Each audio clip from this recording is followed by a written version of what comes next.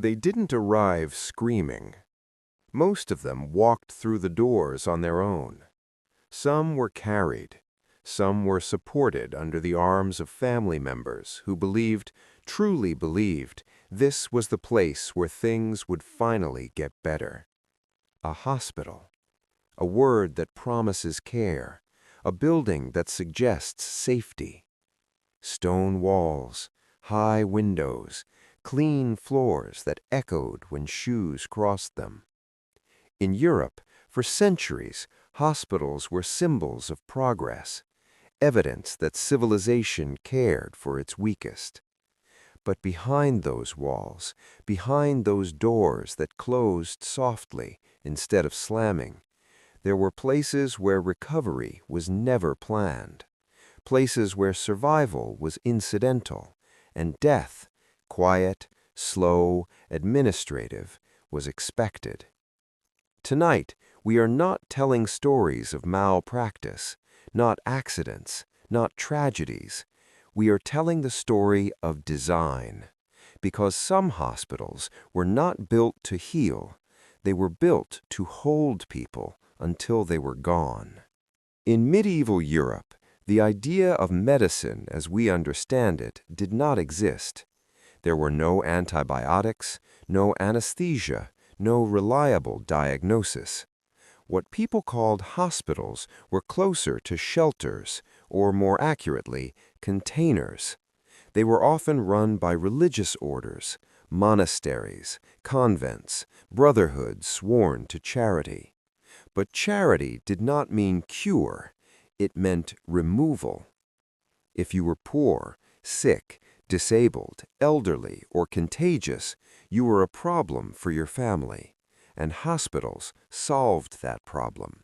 They took you in, and once inside, time took care of the rest. Most medieval hospitals kept no records of recovery. They recorded entries and deaths. Beds were not assigned by condition, they were assigned by availability. 2 patients might share 1 mattress, 3 if space demanded it. If one stopped breathing during the night, the others were simply shifted closer together. Morning prayers continued. Disease spread easily in these places, not because no one cared, but because no one knew how not to let it. Blood, waste, sweat, breath, everything stayed. Windows were small to keep out cold air, believed to cause illness. Fresh air was considered dangerous. Darkness was common. Silence was encouraged, because noise disturbed the dying. In many hospitals, the sick were grouped together regardless of illness. The fevered beside the wounded, the dying beside the newly admitted. There was no isolation, no separation. If you entered with a minor condition, you often left with something far worse, or you didn't leave at all. Families knew this, which is why hospital admission was often a last step, a surrender. When a family brought someone to a hospital, it was not always with hope.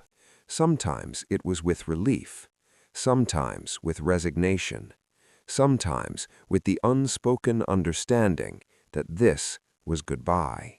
There was an unspoken rule in many early European hospitals. No one said it aloud, but everyone understood it.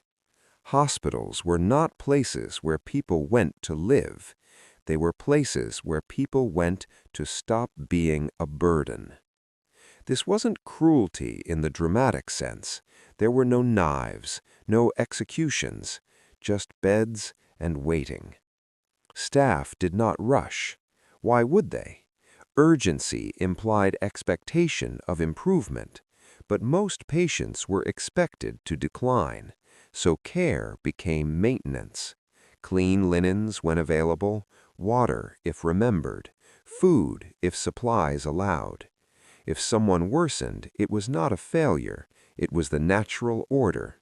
Some hospitals even had architectural features that reflected this belief.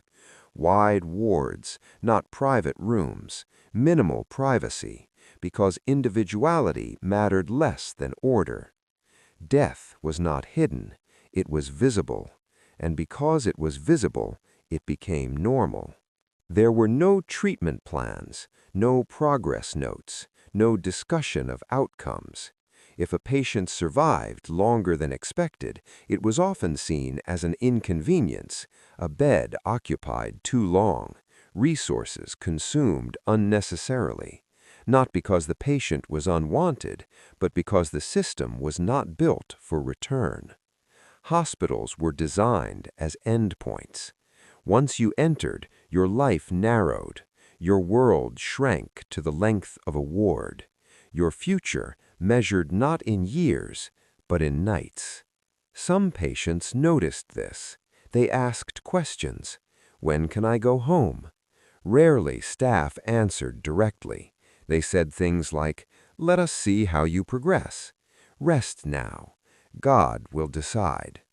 Which was true, because the hospital would not. For many patients, there was a moment, a realization. It came slowly. They noticed no one discussed discharge, no one talked about improvement, only comfort, only patience, only acceptance. And that's when they understood. They weren't being treated, they were being waited out. This was only the beginning, because as Europe modernized, as medicine advanced, as science entered the hospital, something far more disturbing happened. Hospitals didn't stop expecting patients to die. They just became better at justifying it. By the 17th century, Europe began to change the language. Not the outcome, the language. Medicine advanced just enough to create categories, labels, classifications that sounded scientific, but carried a quiet finality. One word mattered more than any other: incurable. Once a patient was given this label, something fundamental shifted.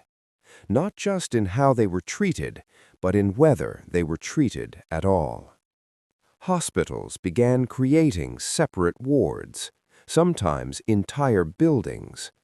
Hospitals not for the sick, but for those who were never expected to recover. The incurable hospitals. They were filled with people suffering from conditions that frightened society. Mental illness, epilepsy, chronic pain, physical deformity, advanced age. These were not contagious diseases, they were uncomfortable ones. And the solution was not cure, it was removal. Admission to an incurable hospital often required only one thing: a doctor's declaration that improvement was unlikely. Not impossible, unlikely. That single judgment erased futures. Once admitted, patients were no longer discussed in terms of recovery. They were discussed in terms of management. How to house them, how to feed them cheaply, how to prevent disruption. Time was not a resource to be invested, it was a weapon. Indoor lives. Patients in these hospitals spent years indoors, sometimes decades. Windows were high and narrow, not for light, for security. So patients could not see the street, so the street would not see them. Movement was restricted, not because patients were dangerous, but because wandering reminded staff that these were people with desires, and desire was inconvenient. Beds were lined in rows. Names were rarely used. Patients were identified by condition: the melancholic, the paralytic, the one who screams.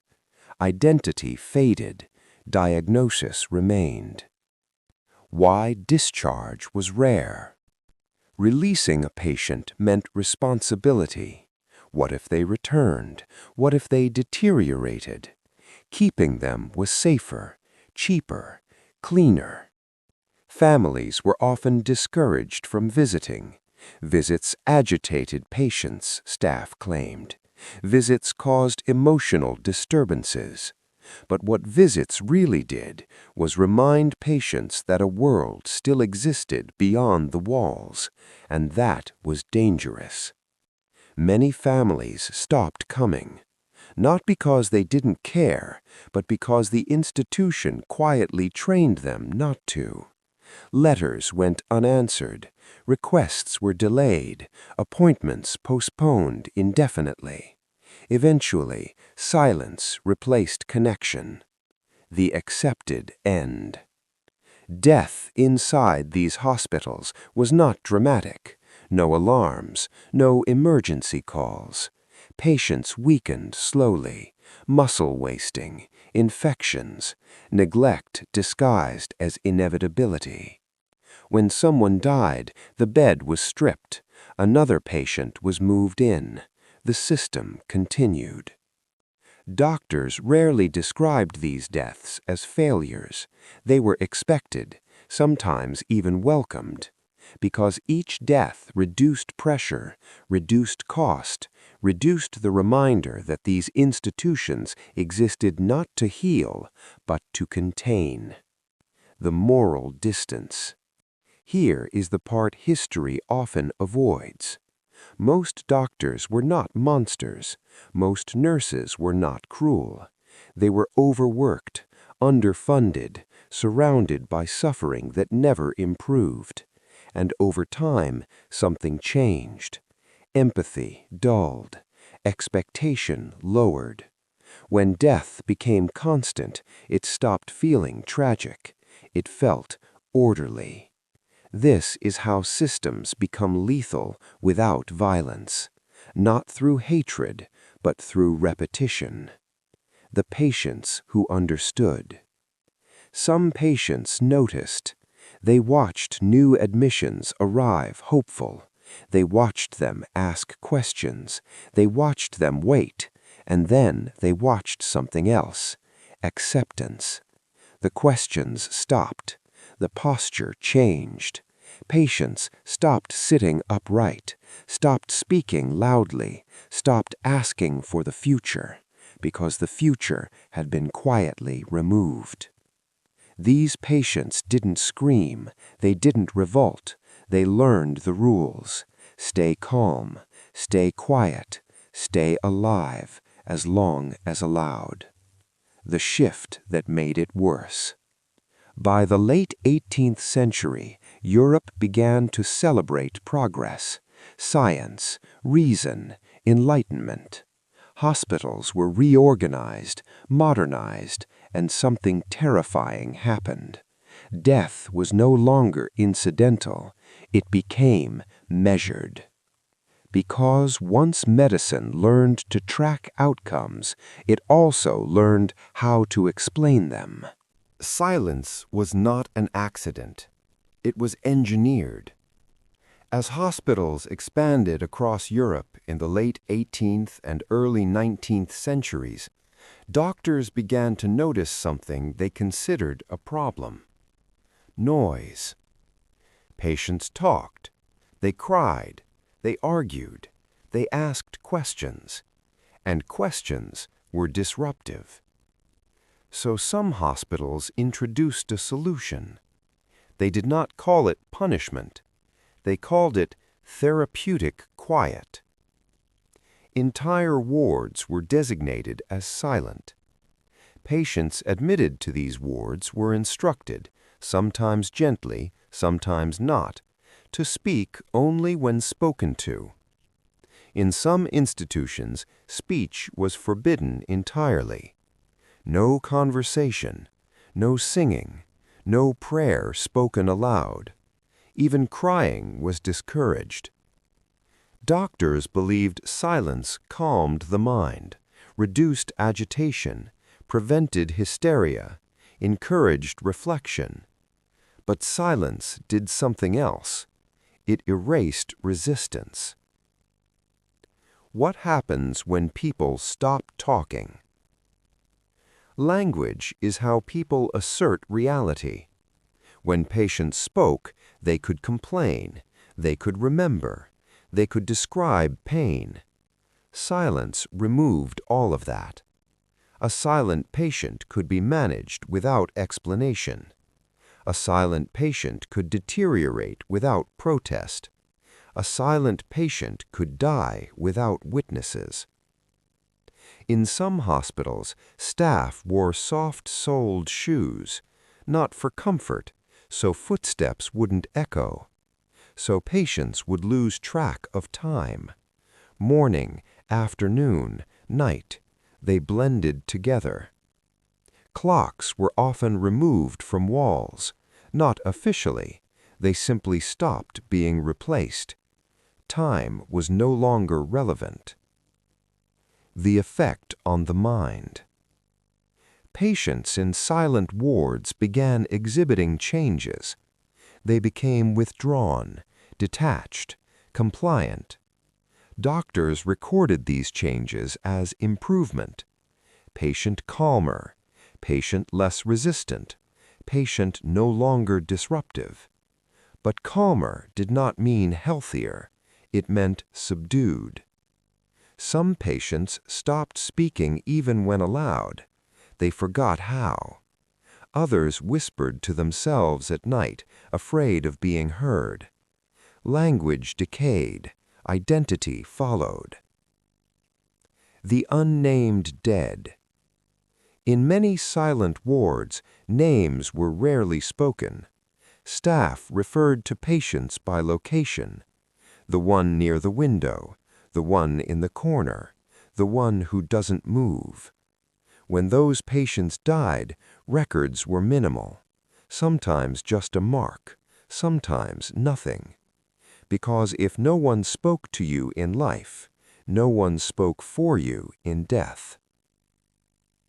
Why silence was convenient.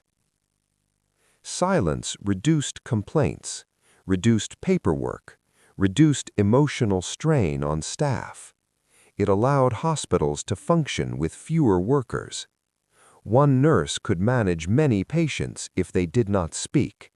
One doctor could oversee dozens if no one questioned him. Silence was efficient, and efficiency mattered more than recovery. The patient who broke the rule. Occasionally, someone resisted. A patient who continued to speak, to ask, to shout. They were labeled difficult, agitated, uncooperative, and they were moved. Deeper into the hospital, further from light, further from anyone who remembered their voice. Isolation was framed as treatment, but everyone knew what it was: removal. The transformation. Over time, silent wards changed the atmosphere of hospitals. Corridors echoed with nothing. Staff spoke in whispers. Even visitors lowered their voices instinctively, as if the building itself demanded quiet. Silence became sacred, and once silence was sacred, death could pass unnoticed. Patients stopped announcing pain, stopped calling for help, stopped signaling distress. They lay still, and stillness was interpreted as peace. When silence reached its final form. Some hospitals took silence further. They removed patients who spoke too much. They sedated them, restrained them, not because they were dangerous, but because they were loud. A quiet patient was a good patient. A good patient did not last long. The transition. By the time silence became standard practice, hospitals had learned something critical. They could control not just bodies, but experience. And once experience was controlled, death no longer looked like violence. It looked like rest. But silence alone was not enough, because silence still allowed people to live. So hospitals refined another tool, something slower, something harder to accuse. Hunger. Hunger as treatment. Food was never just nourishment. In Europe's hospitals, food was authority. Who ate? How much they ate? When they ate. These decisions were not left to appetite. They were policy. Doctors believed hunger could cure, not starvation. They were careful with the word. They called it restriction. They believed that a reduced diet calmed the body, that thinness meant discipline, that weakness meant compliance. But beneath the language of medicine, hunger served another purpose. It shortened lives. The diet of the wards. In many hospitals, meals were identical regardless of illness. A thin broth, a piece of coarse bread, sometimes nothing else. Meat was rare, fresh vegetables almost non-existent. Patients who could not eat on their own were often not assisted. If they failed to eat, it was recorded as refusal, not inability. Children, the elderly, and the mentally ill were especially vulnerable. They were blamed for their own decline. Patient wasting, patient lacks appetite, patient non-compliant. Hunger became a symptom, not a cause. Why hunger was convenient. Measured. Food was expensive. Hospitals were underfunded. Reducing portions saved money, and hunger produced results. Patients grew quieter, weaker, less mobile. They required less restraint, less supervision, less care. Eventually, some stopped asking for food altogether. Their bodies adapted to absence. Their minds dulled. They slept longer. Doctors recorded this as improvement. The slow death. Starvation rarely looks violent. It is gradual, subtle. First comes fatigue, then confusion, then the body begins consuming itself. Muscle weakens, organs slow, immune systems collapse. Minor infections become fatal. But on paper, the patient simply declined. Hospitals did not record starvation as cause of death. They recorded consequences: pneumonia, heart failure, general exhaustion. The hunger was invisible. The patient who ate too much. Quiet tension. In some hospitals, patients who begged for food were punished. Requests were interpreted as lack of discipline, as gluttony, as moral weakness. They were moved to isolation or given sedatives, not because they were dangerous, but because they were hungry. Food was not a right, it was a reward. The psychological effect. Hunger changed how patients thought. It narrowed focus. The future disappeared. Only the next meal mattered. This made patients easier to control. A person thinking about survival does not think about escape, does not think about justice, does not think about tomorrow. Some patients hid scraps of bread. They hoarded crumbs under mattresses. They chewed slowly, trying to make it last. When discovered, the scraps were confiscated because survival strategies were seen as defiance. When hunger met silence. Silent wards and restricted diets worked together. A hungry patient without a voice cannot protest, cannot explain, cannot accuse. They simply fade. Doctors noticed that patients died more quickly during winters. Cold increased hunger. Hunger increased weakness. Weakness increased death. Hospitals adjusted nothing. Winter deaths were expected. The accepted trade. In many institutions, staff understood the balance. Feed patients more, and they live longer. Feed them less, and turnover improves. No one wrote this down. No one needed to. Hunger became a quiet agreement between policy and outcome. No violence, no scandal, just less food and fewer patients. The turning point. By the early 19th century, hospitals had learned how to let people die without appearing cruel.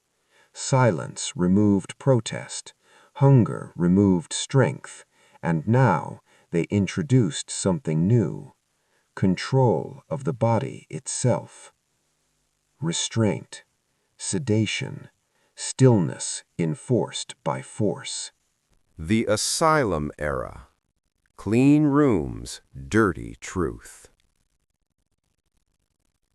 By the 19th century, Europe congratulated itself. Medicine had advanced. Science had replaced superstition. Hospitals were no longer dark medieval shelters. They were asylums now. Orderly, structured, modern. At least, that's how they were presented. From the outside, these buildings looked hopeful. Wide windows, symmetrical architecture, gardens meant to suggest peace. Visitors were impressed. Governments were proud. But inside, the purpose had not changed, only the method. The new promise. Asylums claimed to heal the mind. They spoke of moral treatment, routine, discipline. Patients would be cured through order. But cure was still rare, and when cure failed, containment took over. Unlike older hospitals, asylums kept detailed records, charts, notes, observations. But the records focused on behavior, not well-being. Was the patient compliant? Did they resist? Did they disrupt routine? These mattered more than pain. Restraint as standard practice. Restraints were everywhere: straps, cuffs, belts. Patients were restrained not because they were violent, but because movement was inconvenient. A still patient was manageable. A restrained patient required less attention. Some patients were restrained for hours, others for days, a few for years. Records describe patients who forgot what it felt like to stand unbound. Doctors justified restraint as therapy. They believed immobilization calmed the nervous system, reduced agitation. What it really did was erase autonomy. Sedation without care. Sedation replaced conversation. Instead of listening to distress, staff medicated it. Opium, laudanum, later stronger chemical compounds. Patients slept. slept through meals, slept through visits, slept through decline. Doctors recorded them as calm. A sedated patient did not complain of hunger, did not resist restraint, did not ask about leaving. Sedation was efficient. The illusion of progress. Asylums were praised for cleanliness, white walls, washed floors, uniforms. From a distance they looked humane, but cleanliness did not equal care. It only hid suffering better. Patients died quietly, in beds, in restraints, in isolation rooms. Their deaths were documented precisely, their lives less so. The economics of occupancy. Asylums were funded based on patient numbers. More patients meant more money. Recovery threatened funding. Death did not. But rapid death raised questions, so decline was managed carefully, slowly. Patients stayed just long enough to justify their cost. Then they faded. The patients who were never meant to leave. Some patients were admitted with conditions that could have improved: depression, grief, trauma. But once inside the asylum, improvement became unlikely. Isolation worsened symptoms. Hunger weakened bodies. Restraint crushed will. By the time discharge was considered, the patient had changed. They were no longer the person who entered. Doctors recorded this as progression of illness, not consequence of care. The moral distance returns. Staff did not see themselves as executioners. They followed protocol, schedules, orders. They did what was expected, and that expectation was simple: maintain order, reduce disruption, preserve the institution. Patients were secondary. The normalization of death. Death became routine. A body discovered during rounds, a note written, a bed cleared, breakfast served. No alarm, no pause, because pausing would suggest failure, and failure was not allowed. As Europe entered the modern age, hospitals grew more scientific, more precise, and far more dangerous, because soon patients would no longer just be contained, they would be used. Medical experimentation without consent. By the late 19th and early 20th centuries, hospitals had learned something valuable. Patients who could not leave could also not refuse. Science was advancing quickly now.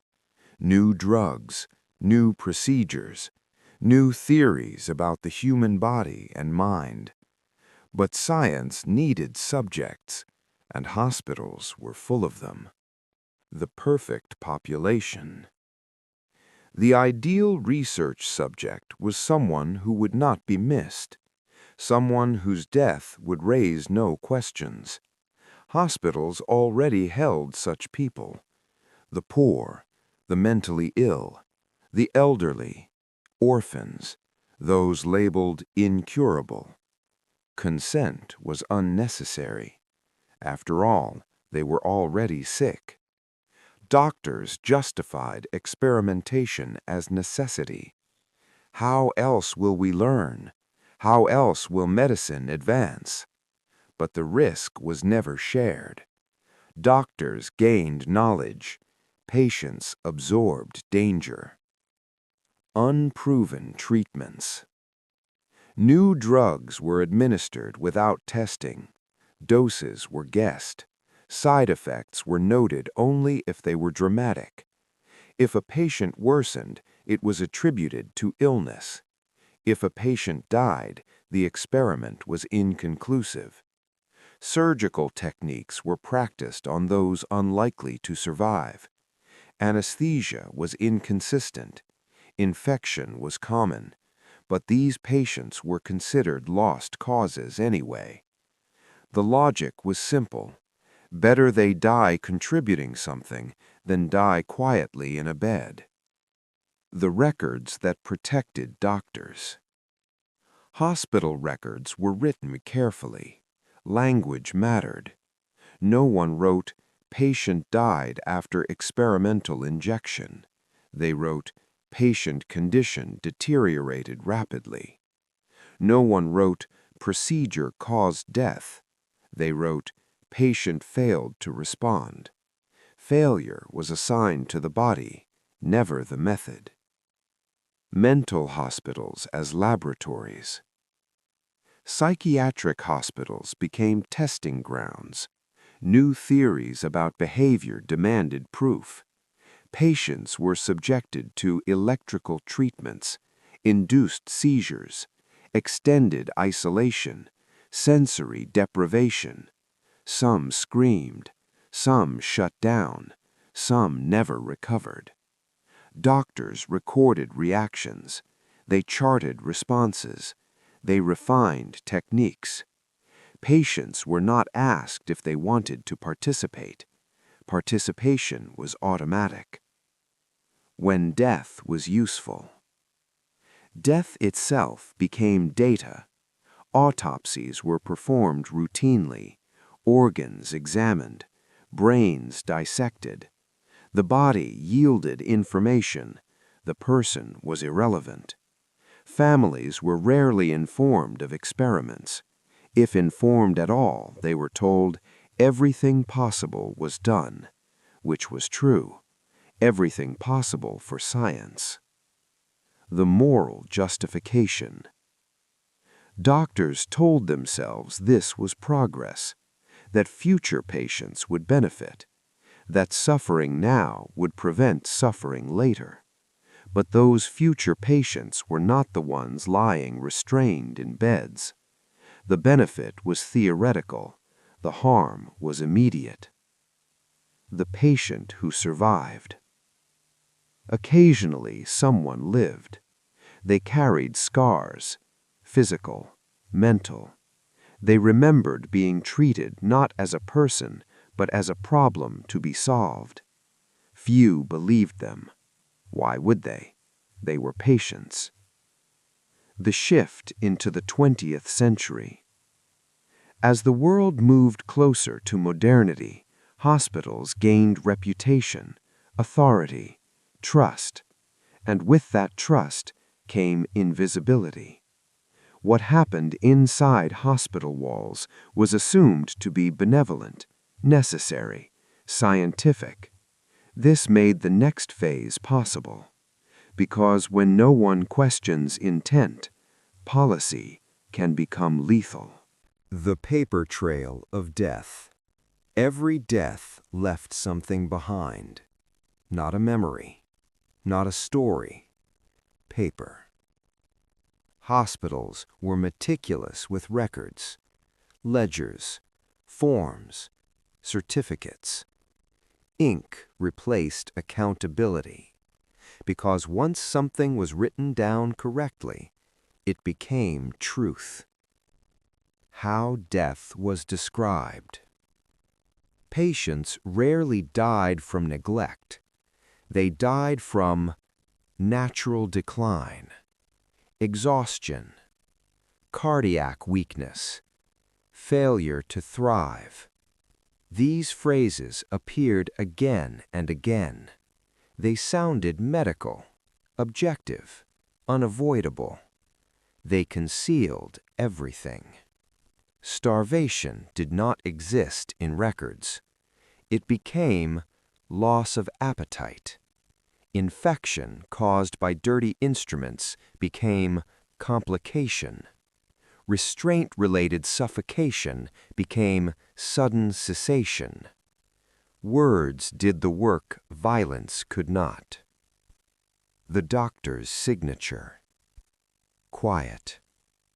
One signature ended a life officially. Doctors signed dozens of certificates each week. There was no time to reflect, no incentive to investigate. Signing became routine, and routine is where responsibility goes to disappear. Once signed, a death became closed. No questions, no appeals. The role of bureaucracy. Cold. Hospitals did not need to hide bodies. They hid causes. Bureaucracy absorbed guilt. Forms passed through hands. Each person responsible for only a small piece. No one held the whole. If questioned, staff pointed to records. If records were questioned, they pointed to diagnosis. If diagnosis was questioned, they pointed to inevitability. The system protected itself. Families and the letters. Pause. Families received letters, short, formal. We regret to inform you. No details, no explanations, sometimes not even the date. Bodies were often buried quickly, sometimes in hospital grounds, sometimes in shared graves, sometimes not returned at all. Families who asked questions were told the same thing. It was unavoidable. They were very ill. We did everything possible. And how could they argue? They were not there. The unmarked dead. Many patients died without families. No one claimed them. Hospitals handled burial.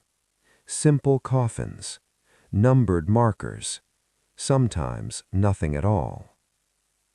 These patients existed only in ledgers, and once ledgers were archived, they vanished. The power of official truth.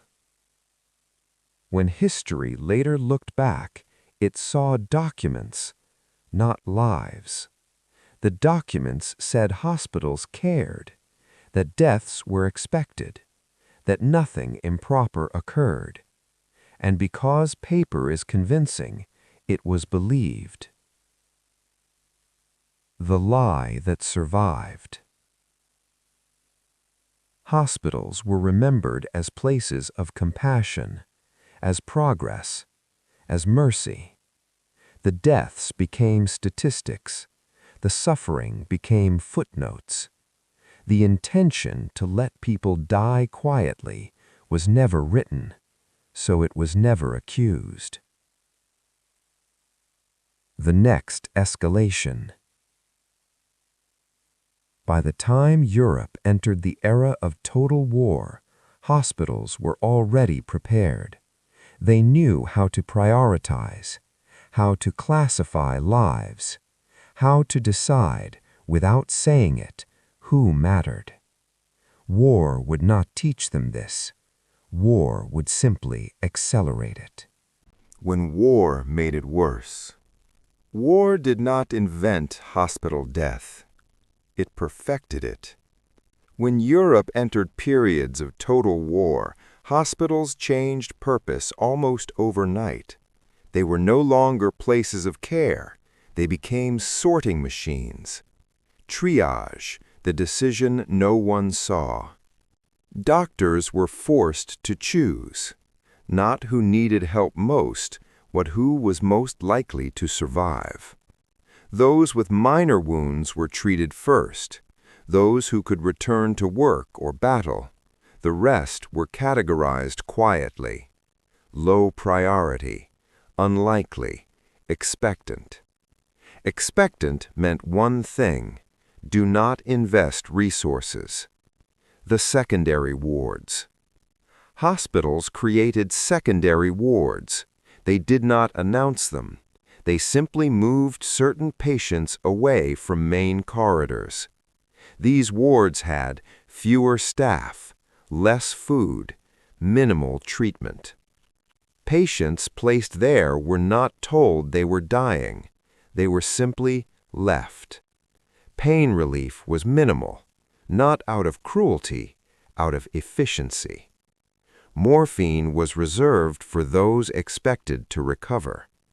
War as justification. Wartime logic, this was considered humane. Why waste supplies on someone who would not live? Why prolong suffering? But suffering was prolonged anyway, just without attention. Hospitals documented these deaths as war casualties, not neglect, not policy. War absorbed blame. Civilians enter the system. It wasn't only soldiers. Civilians flooded hospitals. Bomb victims, starving refugees, the chronically ill displaced by conflict. Hospitals could not cope. So the same logic applied. Who is useful? Who can recover? Who cannot? Those who could not were quietly deprioritized. The normalization of choice. Doctors who once hesitated stopped. Decision-making became reflex. Assessment took seconds.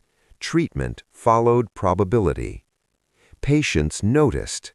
They watched others receive care while they waited. They realized no one was coming. But by then, weakness made protest impossible. The aftermath.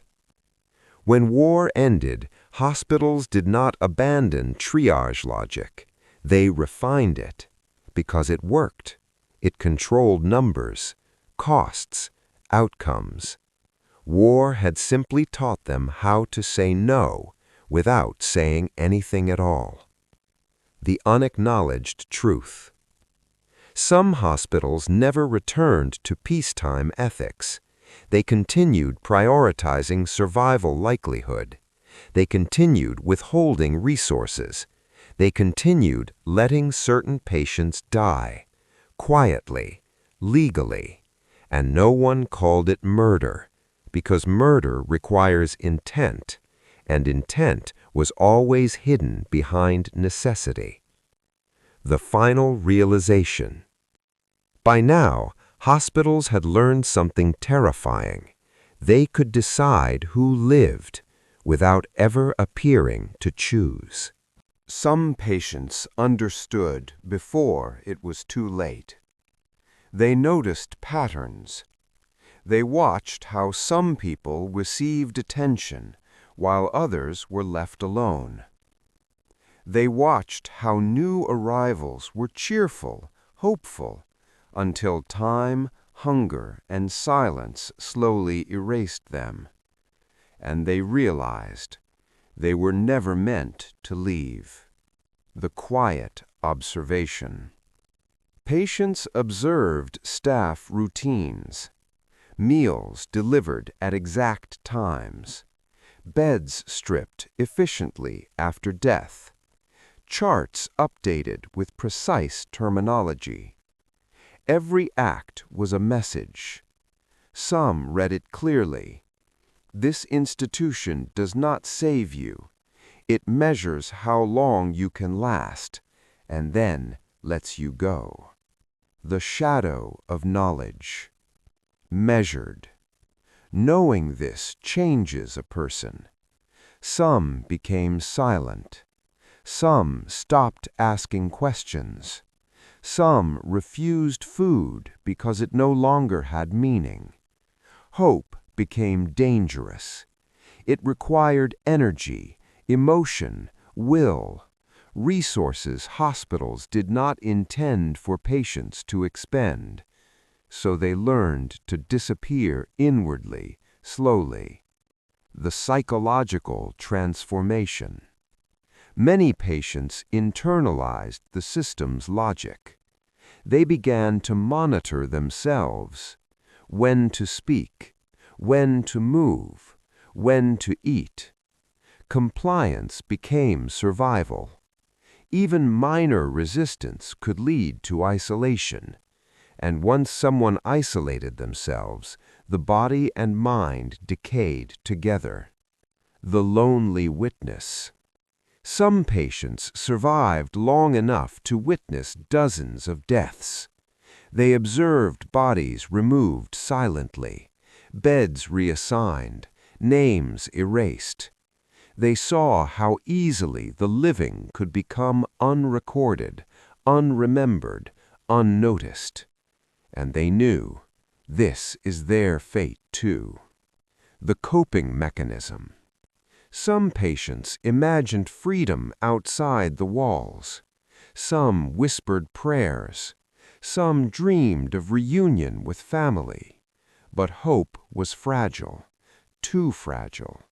When food was late, when restraint returned, when visitors never came, they learned resignation. Not despair, resignation. The invisible death. Measured, cold. For the patients who understood, death became predictable. Not shocking, not violent, but inevitable. And that inevitability changed everything. They ceased fighting. They ceased asking. They waited, and they faded. The tragic reality.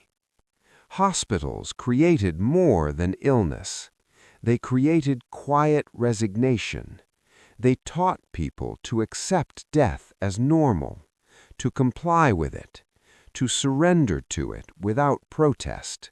And because of this, patients became part of a system that claimed to heal, but actually measured endurance until the end.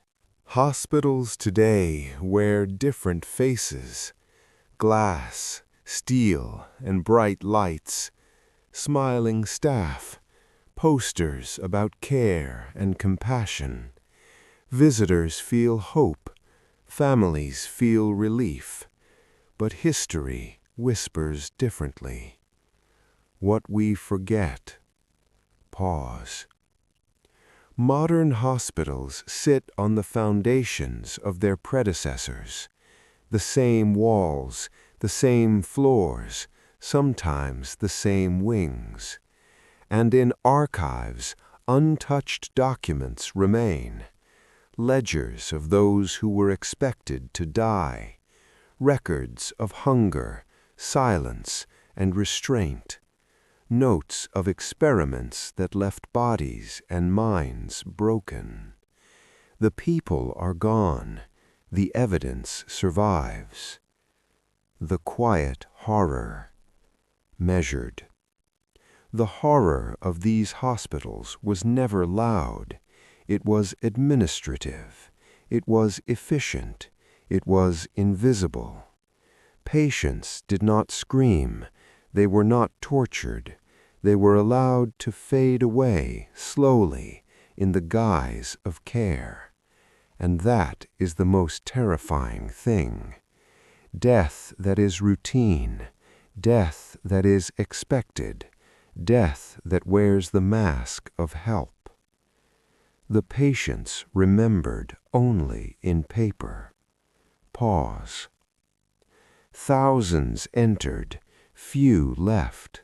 Even fewer were remembered.